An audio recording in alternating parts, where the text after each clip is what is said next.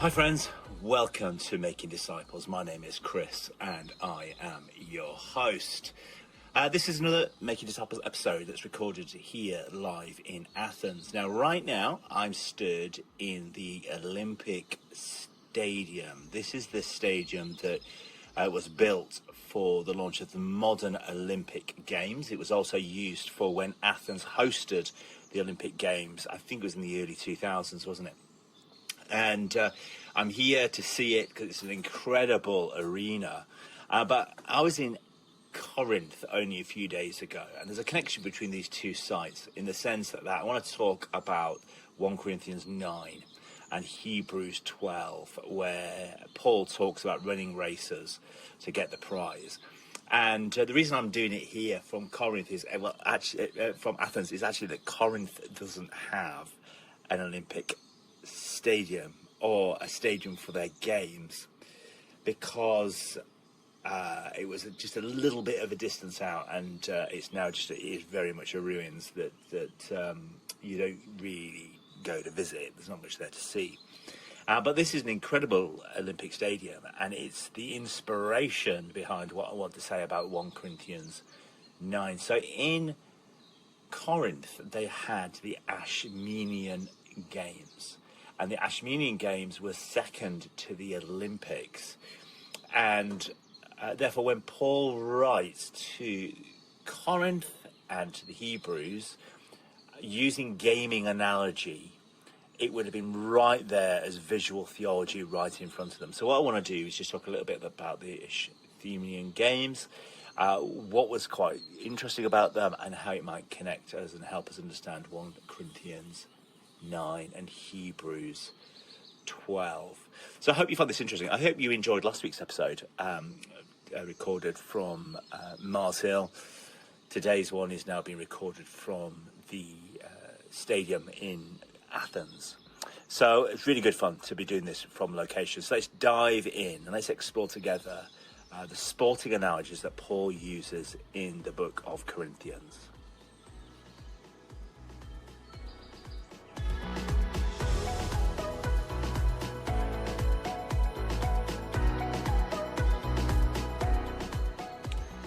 Let me start by talking about the Ashmonean Games. Ashmonean Games. Ashmean.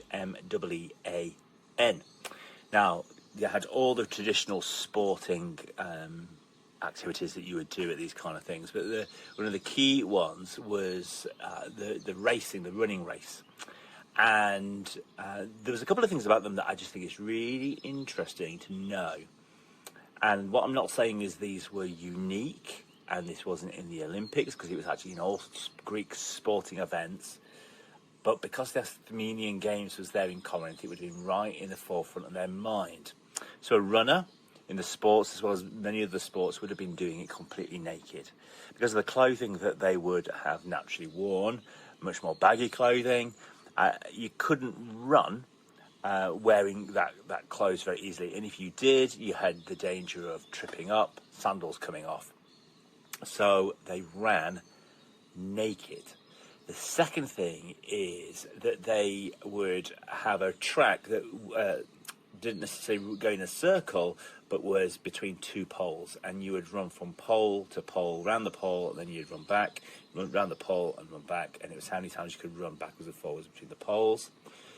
And then, because of the arena, this amazing arena, banked, exactly what you would imagine. It's a horseshoe shape. Tracks are in the middle for all the different kind of games that would happen. People would be seated right the way around. And then you've obviously got this great cloud of witnesses. All these people that are around you witnessing what was achieved on the track. And the other thing is that the prize was actually very temporary. So the winner did not receive money as their main reward. Instead, they received this wreath or a crown. And in the Ashmonean Games, it was usually made from pine wood. And although at some periods it might be made out of other material, it was predominantly made out of pine wood. And the crown looked incredibly impressive on the day that it was given. But within weeks, it would have started to wither. And obviously Paul goes on to contrast that as well, doesn't he? He says they do it to get a crown that will not last, but we do it for a crown that will last forever. So the imagery here is incredibly powerful here in this sporting arena. And yes, they didn't just do running games; they did all the kind of traditional Greek games, fighting, wrestling, gladiator, you name it, it kind of happened. So the two verses that really do spring to mind will be 1 Corinthians 9, where Paul writes to the Corinthians, "Do you not know that in a race all the runners run, but only one gets a prize? Run in such a way as to get the prize." Run in such a way to get the prize. And then in Hebrews 12:1 he says, "Therefore, since we are surrounded by a great cloud of witnesses, let us throw off everything that hinders, the sin that so easily entangles. Let us run the race with perseverance, the race marked out before us." So some major observations here.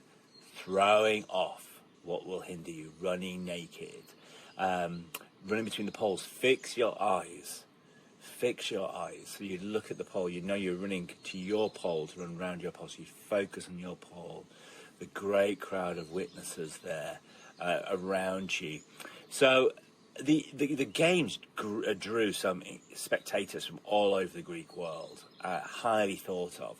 And of course the image in Hebrews 12, a great cloud of witnesses, it's not directly linked to the Sheminian Games, but it's the same classic athletic atmosphere. The heroes of the faith in Hebrews 11 are pictured as surrounding all the believers as they each run the race. So you can see how what Paul is doing here is taking visual ideas from the sporting arena, running naked, running between the poles, the great cloud of witnesses, all there, and he gives some teaching about the Christian faith. So the first thing I want to draw out is this idea of running with purpose. 1 Corinthians 9:24, run in such a way as to get the prize. And I think what's great here is that Paul is reminding us that the Christian life is not aimless. Those in the arena knew where they were going and what they were training for and what the purpose was, because they wanted to win the prize.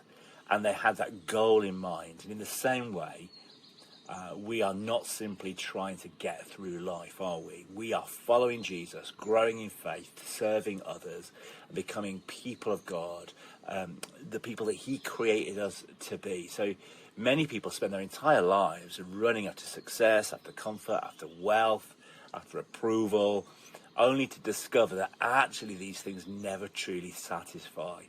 And Paul calls us to run for something greater, an eternal prize that cannot be taken away. The Christian life is not a casual participation.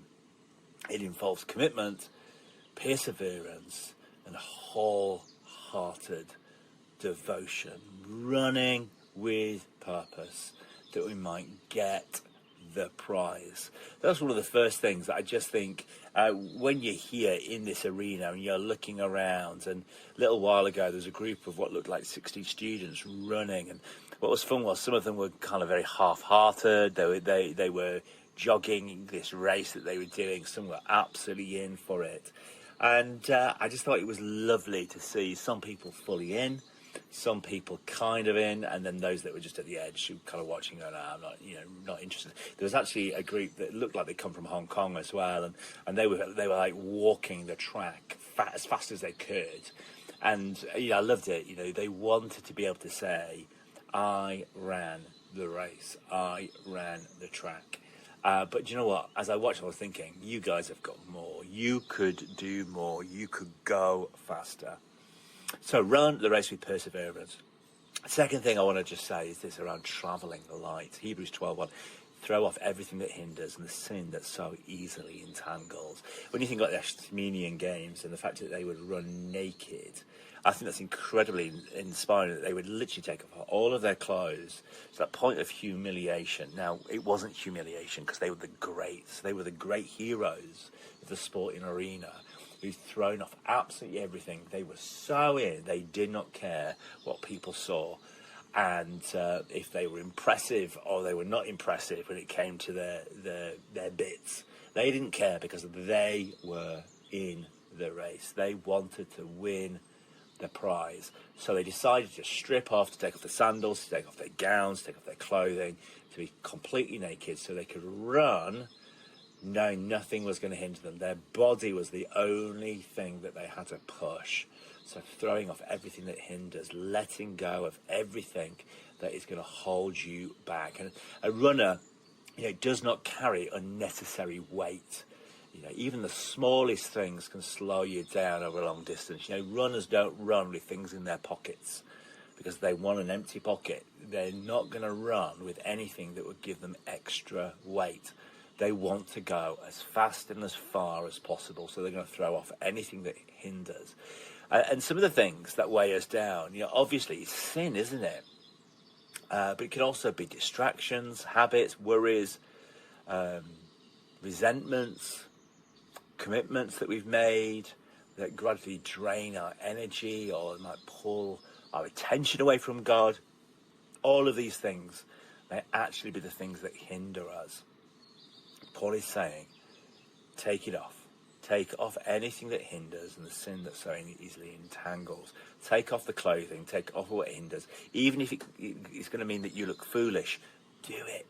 Because it's about running that race. Follow Jesus often involves letting go of something, doesn't it? We cannot run freely while carrying baggage that God never intended us to carry, to have.